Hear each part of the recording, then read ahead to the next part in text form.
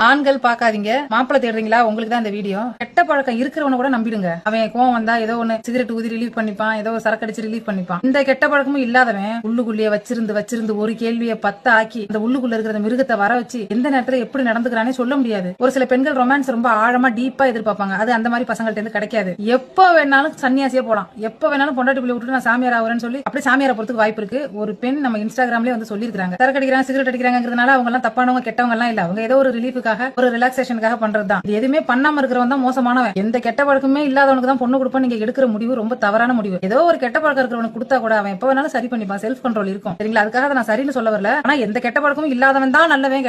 இந்த மாதிரி சின்ன சின்ன தப்பு செய்யறவங்க எல்லாம் கெட்டவன் நீங்க முத்திர குத்தாதீங்கன்னு சொல்ல வரேன். எந்த கெட்ட பழக்கமும் இல்லாதவங்க இருப்பாங்கல்ல, ரொம்ப அடாப்டா இருப்பாங்க, ரொம்ப ஒரு டைட்டான கேரக்டரா இருப்பாங்க. என்ன சொன்னாலும் புரிஞ்சுக்க மாட்டாங்க. நான் பிடிச்ச முயலுக்கு 3 காலு, நான் நினைக்கிறதா செய்வேன், நான் சொல்றதா செய்யணும். ஒரு சைக்கோ பாத்து மாதிரி இருப்பாங்க. இது வந்து என்னோட அனுபவத்துல நான் சொல்றேன். ஒரு சிலரை பொறுத்து தான் சொல்றேன். ஆண்கள் பாக்காதீங்க, மாப்பிளை தேடுறீங்களா?